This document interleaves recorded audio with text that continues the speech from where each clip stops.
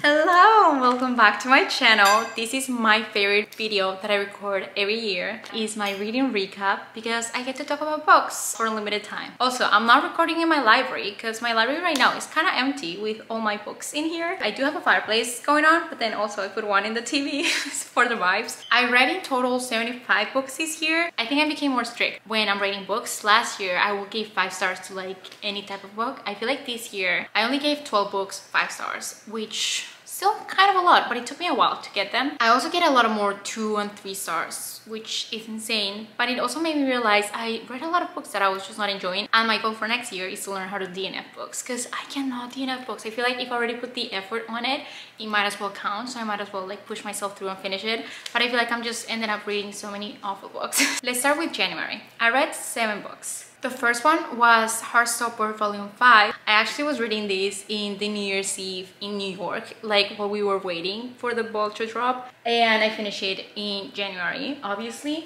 I gave it a 4 stars. I love Heartstopper with my whole heart. That series has like a special place in my heart. It didn't hit the same as the first 2 or something like that. It's still a great book and an amazing series. Then I had a reread of Carrie Soto is Back. I was rereading this to annotate it for my roommate and for myself. This is my favorite book of all time. I genuinely love it so much. I think it changed me as a person. This is one of those books that as time goes by, you come back to it and reflect more on it. It's like fine wine, it gets better with age. Highly recommend it to anyone, especially like I didn't used to like tennis and now I love tennis because of this, and I can just go on forever about this book. But obviously this is a 6 stars. Then I read the worst book of the year, which was Catch 22.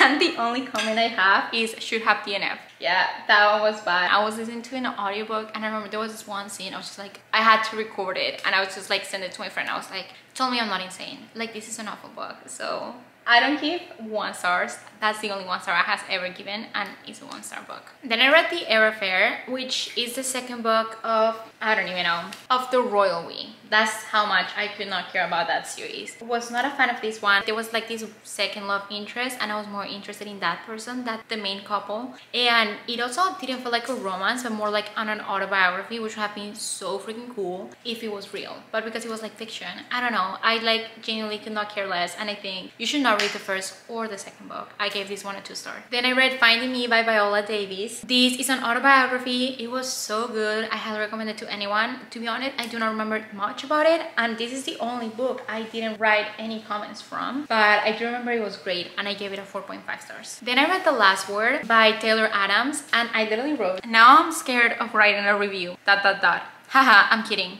maybe. Because I think the whole plot of this book was that like this one person reads this book, hated it, gives a 1-star review, and then the author of the book starts haunting her. And then I said that I loved the plot line behind the book. It was such a cool concept and it was great reading with the 2 point of views and the different timelines. The ending wasn't too shocking and I feel like we were in the same scene for like too long, so I ended up giving it a 3 stars. And then my last book of January is The Love Wager. This one, Rubab got it for me like randomly on our libraries, and it's by Lynn Painter, so I decided why not to read it. I remember I loved the premise of the book. They were betting against each other who will find love first, but then they added the trope of one bed and fake dating, and I feel like they were just trying to add every single plot into one book. I will say I did like that they had a good friendship, because that's my favorite thing in romance, if they're friends first and they have that foundation. I did wanted more of the guys' point of views than the girls. I feel like the 3rd act breakup was unnecessary, but I feel like most of the times 3rd act breakups are so necessary. But overall, it was just a quick read and I fairly enjoyed it, and it had some cute scenes, so I gave it a 3 stars. February, I also read 7 books. So I started with this series, The Naturals by Jennifer Lynn Barnes. This is a very cool series in theory, and I think it was executed well to one point. This book is basically like Criminal Minds, but like teenage version. So they basically recruited 4 teenagers. I think there were 4. They all have like unique abilities. Like one of them was a profiler, another one was able to detect lies. I think the other one was very good with math, but it was so cool to like see from their perspective and like trying to solve cases. Jennifer Lynn Barnes, she's a psychologist, and like it makes sense with like the whole psychology that she was using in her books. I think that what really destroyed me, like the experience for me, was just a love triangle. I hate love triangles, and I feel like I always rule for the couple that doesn't end up together. But I gave The Naturals a 3.5 stars. Killer Instinct. And then I said for this one, for the Killer Instinct, that I was able to identify the plot twist and the unsolved before the characters even did. And normally I would be mad for how predictable it was, but in this case, in a kind of way, I feel like I was trying to think like a profiler, which was led me to discoveries. So I thought that was very cool, because like, because you're in the mind, I don't remember the female's name, but when you're in her mind, you like see how she profiles people, and you're like, oh my god, I want to be her. Like, that's so freaking cool. I gave this one a 3 stars. All in, I feel like at this point I was very conflicted with the series. On one side, I really love the whole concept behind the abilities like profiler, emotional reader, good with numbers, and lie detector. It felt like I wanted to get in their minds and try to absorb as much knowledge as possible. However, I also felt like sometimes nothing was happening. There were so many more cases and so many different ways that this book and whole series could have been exploited. I gave that book a 3 stars, and then I finished it with Bad Blood. Basically, I'm just saying the same. It was like a love-hate relationship with that series, and I give that one a 3.5 stars. Then we have Crying in H Mart, which is an autobiography by Michelle Zauner. I could see how this book be for someone else. Rupa, she loved that book and she was the one that recommended me. I just feel like it just wasn't meant for me, and I just couldn't connect with the main character, so I gave that one a 3 stars. Then I read another autobiography, which was Spare by Prince Harry. This book, I actually was scared because I heard like all reviews and like how he would go on tangents of like so unnecessary things, and like there was just no editor or something like that. I feel like I kind of disagree. I really appreciate Prince Harry's transparency and honesty throughout the book. I can imagine how brave it should have been to like write all of those like very personal feelings, and like it's not just like a random person, like he's the prince. But I do feel like a lot of times I was like reading his personal diary and that it was just made for him, so I feel like a lot of scenes could have been cut out. But it was so interesting to like read from the perspective of someone that grew up in the royal house. I feel like people also need to understand that he grew up in a place where a lot of information he will learn was controlled as a kid, so he just didn't have a lot of access like we did. His education was aimed for a different purpose, and I gave this one a 3 stars. Then I read Tomorrow and Tomorrow and Tomorrow, which was like a huge success I think in 2022, and I had a lot of high expectations. I will start saying that Gabrielle Zevin writing is like one of my favorites.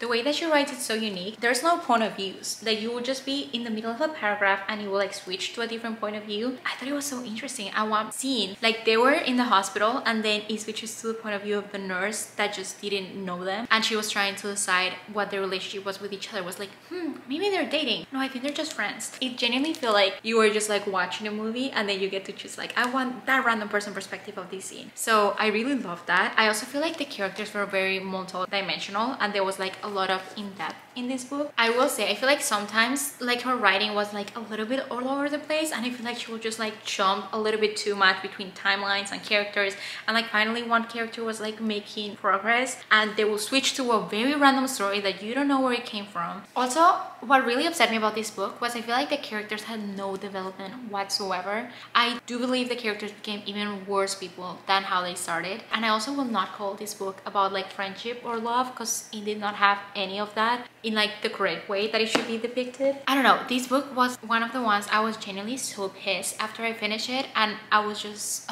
I remember feeling so mad. I remember I just didn't care how it ended. I was just pissed at the characters. I guess it does make them feel real. I just like seeing progress and characters becoming better versions of themselves. I literally wrote like an essay on how this book made me feel because I was very conflicted about it, and I ended up giving it a 2 stars. Now we're going on to March, which I read 6 books. If you guys see a theme, I have not liked too many of these books, and I feel like at this point I was like becoming into my biggest reading slump. I was like, what is happening? I have not read anything that was like above 4 stars. Then I read Better Than the Movies. This was one of those books that I heard so many great things about it. I thought it was gonna become my favorite book of the year. I think maybe I went with too many high expectations with it, so when I started reading it I was a little bit disappointed. But I will say this book is perfect for you if you're like in high school. But I think just because on the stage that I'm in life right now, it wasn't as good. But I did love the characters and especially love Wes. He was so sweet. He was amazing. I'm very excited to read the second book that came out, even though I heard mixed reviews about it, but I might like that one better than this one. I will say I did love the main character, love like having a soundtrack for like moments of their life. I feel like I'm kind of the same way. I ended up giving these a 4 stars. Then I read Remarkably Bright Creatures by Shelby van Pelt. Having an octopus point of view was something I didn't know I needed, but I'm so glad we had it. And I feel like this made the book so much better. I gave this one a 4 stars. Then I read Greenlights, which is an autobiography by McConaughey. I have a confession to make. I didn't even know who McConaughey was when I read that book. I also didn't know it was an autobiography. I just heard it had great advice on it. And then I googled him, and in fact I did know who he was. I watched lots of his movies. I just didn't realize it when I was reading it. I think some of his advice was great, some of them was okay, and I gave it a 3 stars. Then I read Bride by Ellie Hazelwood. I have never been into vampires or werewolves whatsoever, so if there's one person that will make me read about them, it will be Ellie Hazelwood. I was very hesitant to read it at first because of that reason. And I will say, I feel like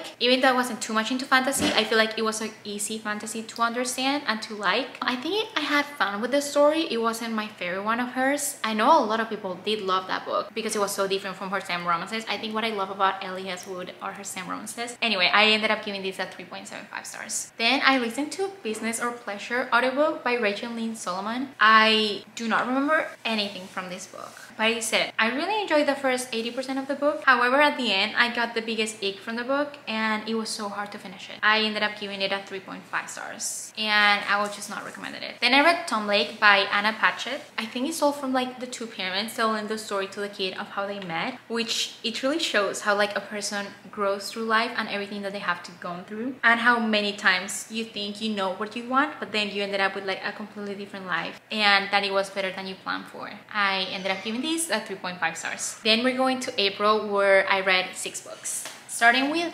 Powerless. It's a dual point of view fantasy. You probably heard of it. It was very famous. I actually went for the midnight release of Reckless in New York City and I got to meet so many like people that love reading too, and I met this one girl from London and we became like so close. It was such a cool experience, also getting to like have like a Q&A with the author and everything. Anyway, so basically this is about a world where the female character lives in this world where all people are elites, meaning they have power. Yet she was born without any power, hence she should be killed. But she's trying to like survive with that, hence the name Powerless. Basically the guy is the person that will hunt her for not having any power. The premise is very good. It felt a lot like Hunger Games though, because they have trials that they go on to, and it also had like every single trope you can think of on a book, which was why it wasn't a 5 stars. I feel like it was just like a little bit overdone. It ended up being a 4 stars. Then I read the Red Rising series, which is one of my friend's favorite book, and I feel like that was the only reason that I pushed through that book and finished it, because I wanted to be able to judge it after finishing the book.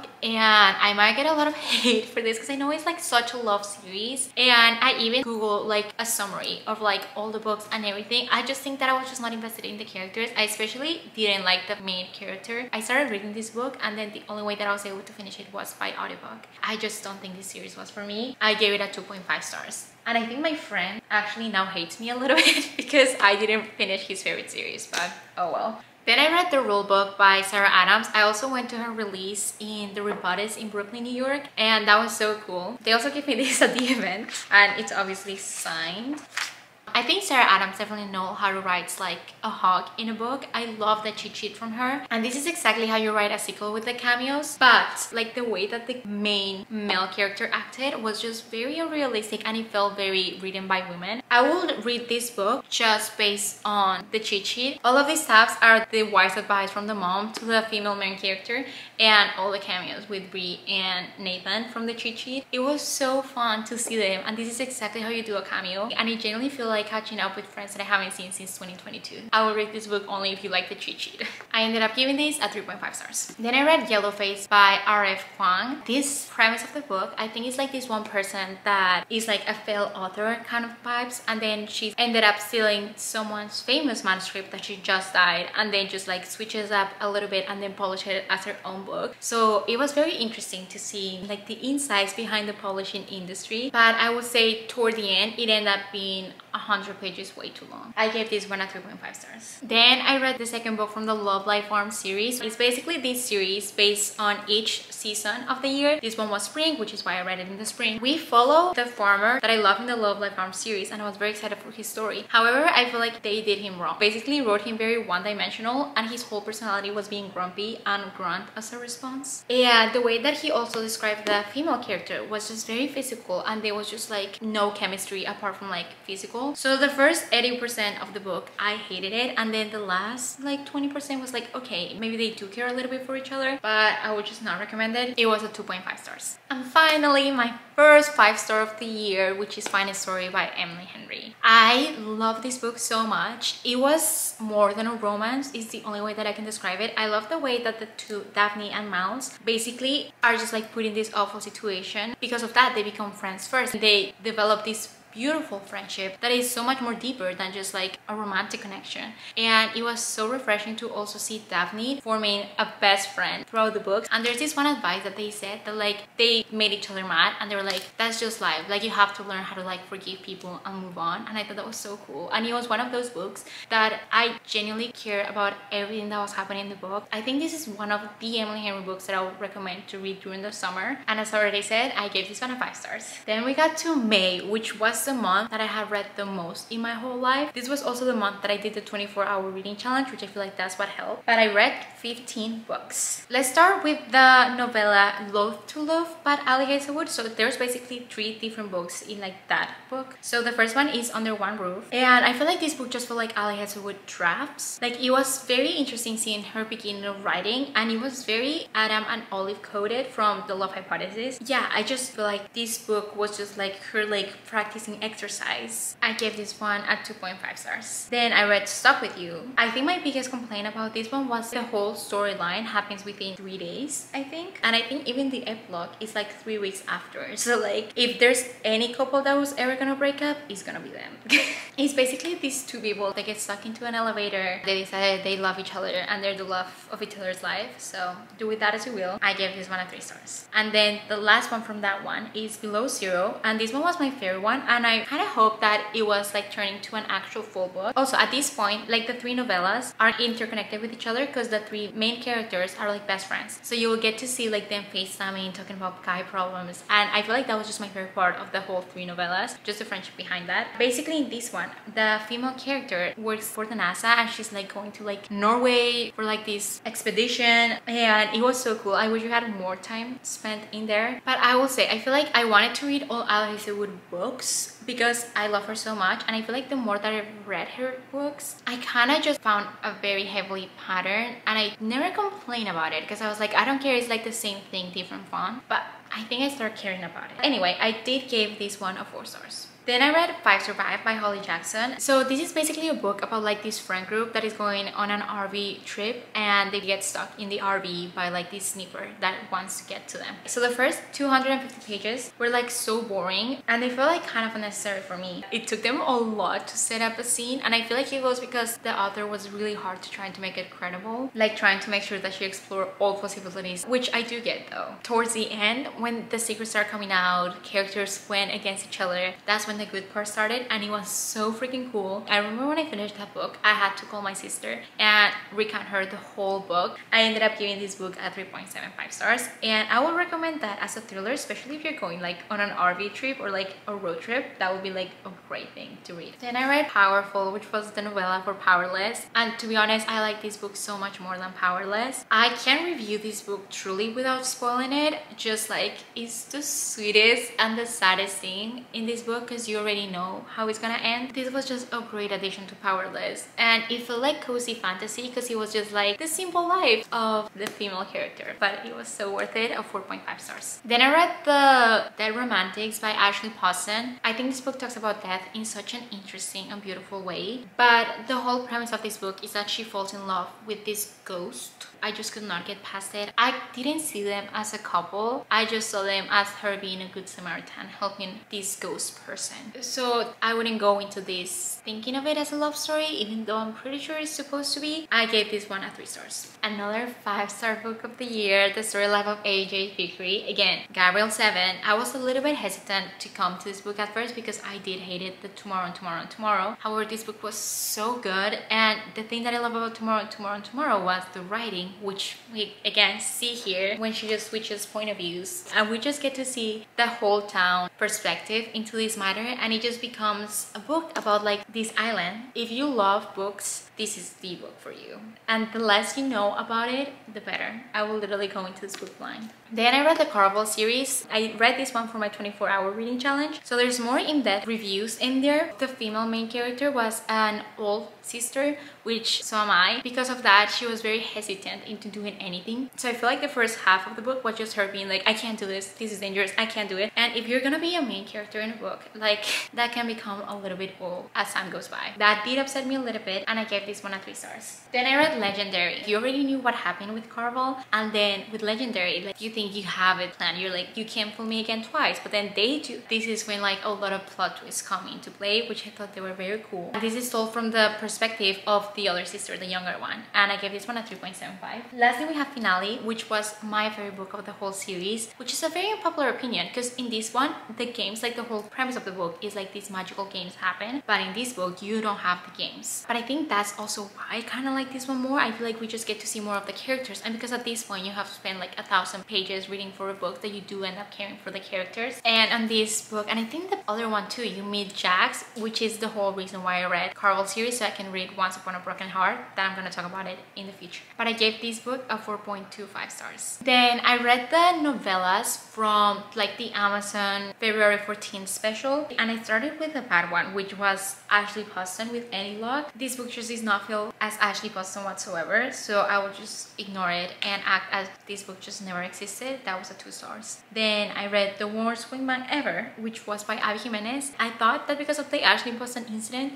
I was like, I'm gonna hate all these novellas. I don't know what I'm doing this myself. Maybe I'm just not a novella person. But no, Abby Jimenez definitely knows how to write. I have not hated anything that she has written till this point. I loved it so much. I still think about those characters after the book ended. It was about like this silly misunderstanding with the post-it. Okay, so I was literally editing yesterday when I find out that my camera stopped working for a minute, and like it just goes dark and then it comes back up again in like a random sentence that I was saying. So I'm gonna talk about the books that I lost in that footage. I was in The Worst Wingman Ever, and basically that book, they talk via post-its, and it's just such a short, sweet little romance that I really recommend, especially like during February, and I gave it a 4.5 stars. And then the last one I read from that series was The Exception to the Rule by Christina Lauren. I thought that nothing could get better than Abby Jimenez, but the Christina Lauren definitely did not disappoint. This one was my favorite book of the whole novella, and also it became one of my top 12 books of last year, which is insane because it's a novella. This was so cute. It's You Got Mail vibes, where this one girl sends by mistake this email to this person thinking it's their school teacher, but in reality it was like a random student from the class, and then she was like, oh my gosh, I'm so sorry, but they kept the conversation going, and they basically talk via email every 14th of February for years and years, but they have never met in person. The first half is just them exchanging via emails, and then the other half is them meeting in person. The way that I was just smiling and giggling and like laughing so much with that book is so sweet, and I obviously gave this book a 5 stars. Then I read Finley Donovan Rolls the Dice. This is from the series, I don't even know the name. I think it's just called Finley Donovan something. Finley Donovan is killing it. I genuinely only read this book because I thought it was going to be the last one of the series, and I just can't leave the series unfinished. When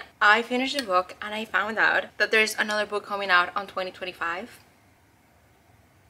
So yeah, I think I liked the first book of the series. After that it went downhill, but even looking back at it, I don't think it's that good, so I will not recommend this series, and I gave this one a 2 stars. Then I read 12 by Jennifer Lynn Barnes, which was a novella from the Natural series, and I honestly don't know why I read this novella because I didn't love that series too much, and I also feel like it was a little bit of unnecessary. 5 years have passed, but I feel like the characters were basically the same people, no development, and also the whole novella they were giving us the backstories that we already knew from the books, so we weren't getting any new information. Also, there was this one couple that had like so much potential in the ending of the naturals, and the fact that they did not mention it whatsoever for this novella really breaks my heart because I thought they were so cute. The ending of the book, I remember like getting to it and I was just like, wait, this is it? It was so abrupt, out of nowhere. So many things were left. You can't just give me a novella and have no good closure. Like, that's insane. Even if you like the series, I still do not recommend the novella, but the case they solved through the novella was cool. I gave this one at 2 stars. Now we're going into July, where I read 7 books. So I started the month with the Chestnut Prince series. I remember being in Yosemite and it was like so random for me to pick cowboy books because that's normally not my type, even though right now I'm literally in Texas, so I feel like I should pick up the 5th book of the series, which I haven't read, but I feel like I heard that it's not that great. But anyway, let's start with the first one before we get too ahead of ourselves. Flawless by Chestnut Spring series. Again, I already knew I didn't like cowboys, and I realized that was right while I was reading this series, but I did love the female main character. I just hated the male main character. I didn't find him attractive whatsoever, and also his personality was even worse, so it made it really hard for me to like root for the couple. However, I did start the series, and I remember not having any other books while I was on my trip. Like, that was the only ones that I downloaded, so I was like, I might as well just continue. I gave this one at 2.5 stars. The next book is called Heartless. This one I actually really enjoyed. Willa and Kate have my whole heart, but I also feel like it's because Kate's level of maturity was so much better. I mean, he does have a kid, and that's another trope I never thought I would like single dad trope, but I think that made the book even better. Seeing Willa interact with Luke the boy really warmed my heart, and every scene that it was between the 3 of them was so cute, and that was something that I didn't know I needed in a book, which made me even love it even more. And the only reason this book was not a 4.5 stars was because of the spies. I feel like it was added in very unnecessary scenes, and there's this one specific scene that I thought it was just so reckless and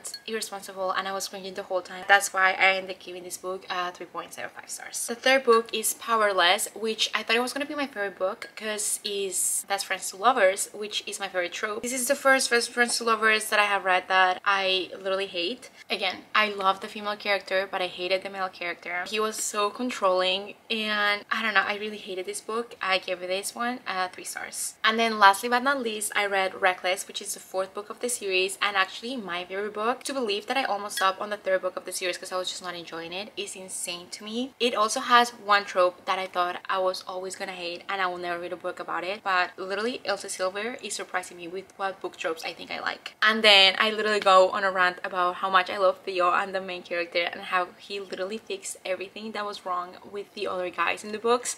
So that's where we left off when my camera broke down. He was just so sweet, so amazing, everything that he did for Winter, and he was also just so mature in the whole book, and he was definitely my favorite book boyfriend from the series. I also was not expecting to like Winter because she was kind of seemed like the villain in the other books, yet she became one of my favorite point of views to read from the whole series. I feel like I could relate to her a lot of the times and how misunderstood she always felt. Like, this book kind of made the whole series worth reading. I think why people love this series is just the fun family aspect from it, which was great. You get to see a lot of like all characters interacting with each other, which I definitely can see, especially for this one where you get to see like all the previous couple. And I ended up giving this book a 4.5 stars. Then I have Just for the Summer. This was my favorite book of 2024. I love this book and it's a 6 stars for me. Literally all these quotes that are tabbed here are amazing. This book specifically have some of my favorite quotes that I have ever seen in a book. I genuinely believe that Justin is my favorite book boyfriend. He's my dream man. I don't think anything will ever compare to him. The way that he acted, he's such an act of kindness king, and he was just amazing. The things that he will do for Emma, I was never so jealous of a fictional character ever in my life. I love that how Emma is also going through a lot of things. I like how Abby Jimenez just doesn't rush through it, but she like really wants to make sure that they solve their issues first before they are a couple. This is the 3rd book of the Part of Your World series, and I do recommend reading the other 2 books before, which are also amazing. Again, I love Abby Jimenez. Everything that she writes is amazing.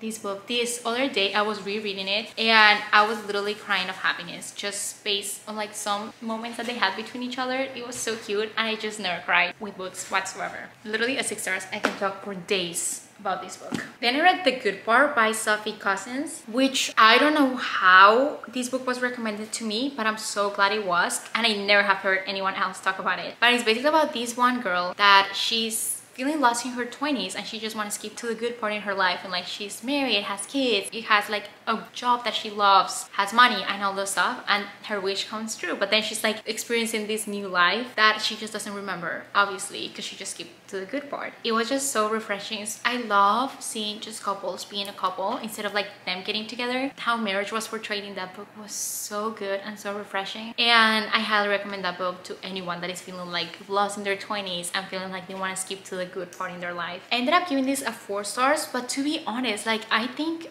these books took out more to me, so it ended up making it for my top 12 books of the year, even though it wasn't a 5 stars. But I highly recommend it. I remember towards the end I ended up getting teary-eyed. Then I had Beach Read by Emily Henry, and I really wanted to like this book so bad. Trust me, I did. But I feel like some books are just not meant for you. I have been waiting to read this book for the perfect moment when I was gonna be at the beach. I thought it was gonna be perfect, and if that's what you're trying to do, just read it. Like during Christmas, I think it's a better time than while he's at the beach. You guys will not see the beach or be mentioned whatsoever in the book. I think there's this one tiny paragraph, or they saying, yeah, we hate the beach, like let's just not go for it. So why is it called Beach Read? I have no idea, and I think that should be the biggest crime. But apart from that, I just really didn't care for these subplots happening in the book. I like the premise of the book though, that they're like two authors that they were writing each other's genres. I really didn't care about the romance. I think the guy did something at the end that really just ruined it a little bit for me. Towards the end, when it was at the love confession, I was just like, it would have been just so much better if they just broke up.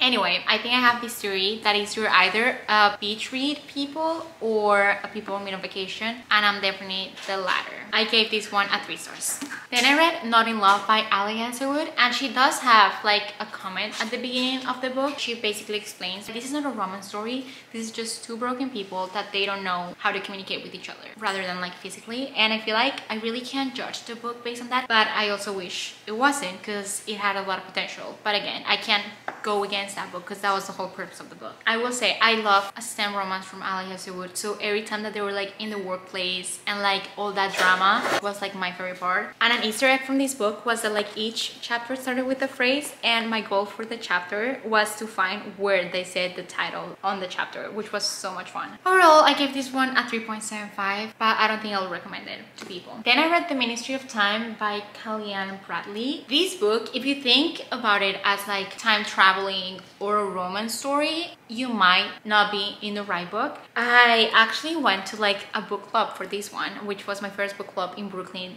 random people, and I think they actually kind of made me dislike the book even more. The premise of it is amazing. The only problem is that the first like 200 pages is basically just that transition and that slice of life. Nothing is going to be happening for the majority of the book till toward the end. Also, you might think that there's like this huge romance subplot. It doesn't happen till like the very end of the book, and even then it's just not a good romance. So also, this book demands a lot of brain power, so just beware for that. I gave this one a 3.5 stars. Summer Romance by Annabelle Monaghan, and I think this book made me want to read more Annabelle Monaghan. This was the perfect romance book. Like if I were writing romance, this is how I wanted to write it. See, I love that it's not like insta love or like unnecessary conflict about these two people, but it's basically just two people that are trying to be together, but it's life that gets in the way. I hate when a book ends when the couple is finally happy and together, but this author gave me the 10 extra pages that I definitely needed in my life. I highly recommend this book. 5 stars. Then I read Happy Place by Emily Henry, and I think I would have loved this book if it was written as a literary fiction and coming of age, not as a romance. Because I love the friendship, I love how the characters were like conflicted and growing with each other. It just felt so real and so true. But that being said, specifically because of that, this one couple, they should just not be together. Like it just makes no sense. It's a second chance romance, so the reason why they break up is a very valid reason why you should not be together, and how it took you like 8 years to figure that out. And I think that should have been like a coming of age and being like, we're different people now and we have to move on. Because of that, I gave this one a 3.75 stars. Now we're going into August, where I read 5 books. I started with Mountains Beyond Mountains, which was a book recommended by me by another medical student on a mission trip to Guatemala. So I was very excited for it, but I just think it was very hard for me to connect to the stories. Maybe it was just the way that it was written. I just couldn't retain the information that was happening. I just really wish I was able to gain more from this book, as like the whole premise of it is very good, which is basically like this doctor, which his life calling is just like going on mission trips and helping people through the medical field. I gave this one one a 3 stars. Then I was obsessed with Abby Jimenez, so I decided to read all of her books, and I started with The Friend Zone, and it was very good. I really enjoyed it. I would just say that there was this one issue between the two main characters. The female character was just like, I feel like it should have been solved, it could have been communicated from the beginning, but she decided to hide it, and then they were just like fighting. It was very annoying that she kept bringing it up and they just could not move past that issue. And I was just like, if they say this one more time, I might throw this book across the room. Regardless of that issue, I still think it was a very good book, and I gave it a 4 stars. Then I read the Happily Ever After playlist, which is the second one, and I heard that Abby Jimenez wrote this book first, but then she wanted to give like a backstory to how this book started with this one, which makes a lot of more sense, because there's this one thing that happens in this book. I was so shocked, and it was so unexpected for me, that I think it really added a lot of this book. And I like how it was added not for the couple to get together, but just basically as of a way of showing life does happen and it kind of sucks, but you have to move on. So then this book came along, and I don't know how this book is not more talked about. I loved it, but my favorite part of it was that like each chapter starts with a song, and I highly recommend reading the chapter while listening to the song. There's so many times that the song was so perfect, and I was freaking out and like thanking Abby Jimenez how she found the perfect song for the chapter. Overall, I really loved the story. I thought it made me so happy, especially like the beginning was so much fun. Toward the end, it's a lot about like famous people, because he's a singer, so it's like them trying to figure out how life is gonna work that way. So it's very interesting to read from that perspective, and like all the challenges that they might have to go through that like you as a normal person don't have to. And the friendship from this book, because we obviously see the one from the past, but I think this is a perfect quick read, getting out of a reading slump book. I gave this one a 5 stars. Then I read Life's Too Short, which is the last one from the series, and the one that is the least connected to it. I genuinely do not know how to feel about this book. I don't hate it, I also didn't love it. Like, it was a perfect 3-star read. I still feel like Abby Jimenez have not written anything that I hated to this point. And then I read Mid Signals, which was the summer book of the Love Heir series. This one was just so sweet. I love Caleb. He was just so wholesome. This is just like a cupcake on a book. It's also supposed to be based on the summer, but it didn't have that many summer vibes on it. I ended up giving this one a 4 stars.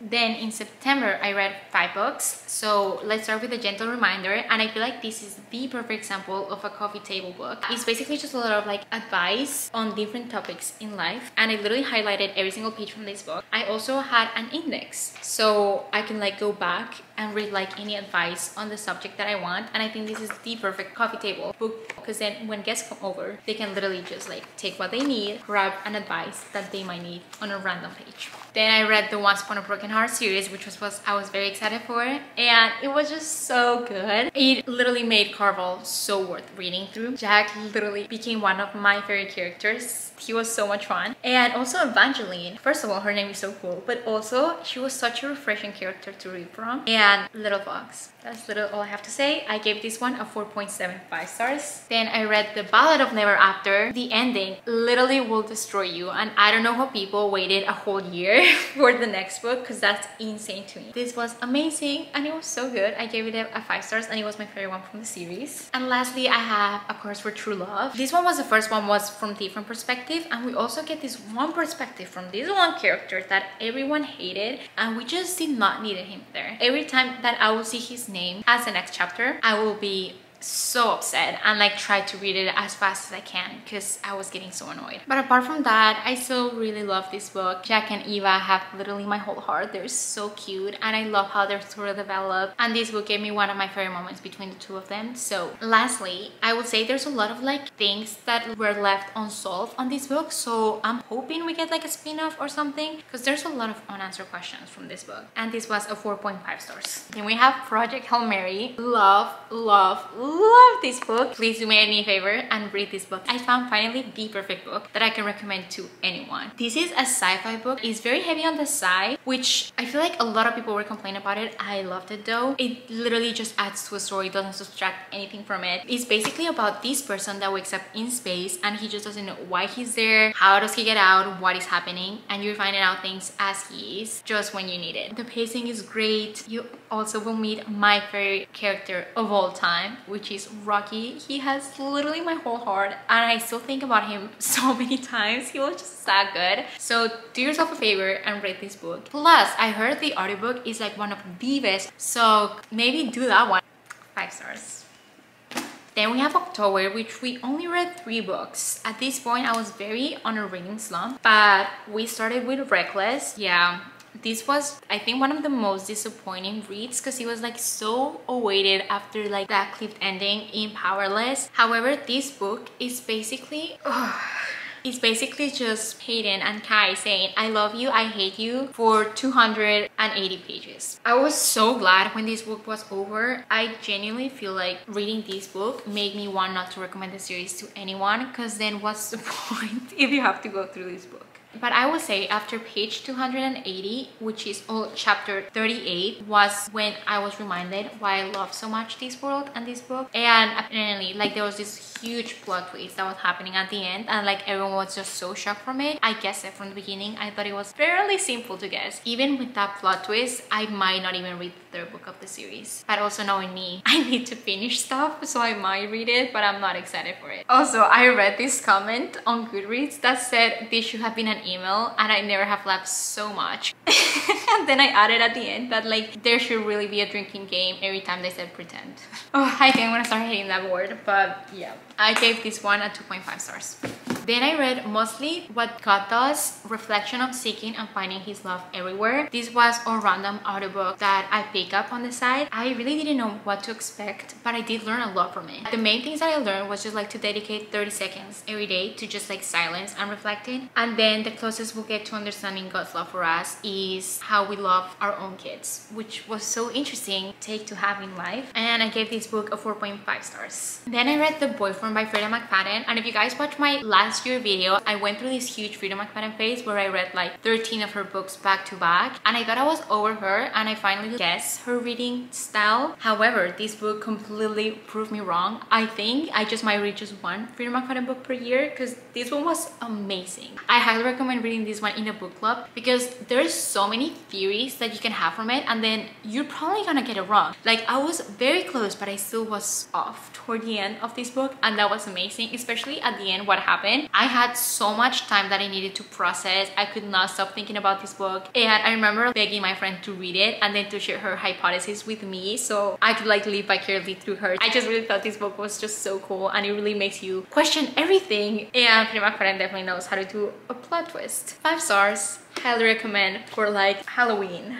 Then I read the last one from the Love Life Crime series, which was Business Casual, and this one was set in the fall. We're seeing a trend here. I'm not able to DNF books. I should have, but this one was the last one of the series that I forced myself to push through it. So now I'm just happy that it's done. At this point, it might also just be a personal preference and that I'm just so over romance. I just did not care for the characters. I gave this one a 2 stars. Then I listened to the audiobook by Ali Hazelwood, Two Can Play. This was a great short audiobook to keep me entertained on a 6-hour drive. I don't think I'll ever gonna think about this book ever again. I gave this one a 2.5 stars. Then I read Feel Good Productivity by Ali Abdaal. Amazing book. If you ever want to read just any self-help book, this is the one you should read. Ali Abdaal like really summarizes all self-help books in one, because he's like the biggest consumer of self-help books. So he knows what to write and he knows what works with his life. If you guys don't know, Ali Abdaal is like this YouTuber. That's his whole YouTube channel. It's just like how to be productive. So you will expect like the book to be amazing, because that's basically his whole life. I also listened to this one as an audiobook, which was great because you get to hear him narrating the book, and I'm so used to his voice because I love his YouTube channel and I follow his advice religiously. It was genuinely just great. I highly recommend it. I give this one a 5 stars. Finally, we got to December, where I read 7 books. First one was 11/22/63 by Stephen King. This book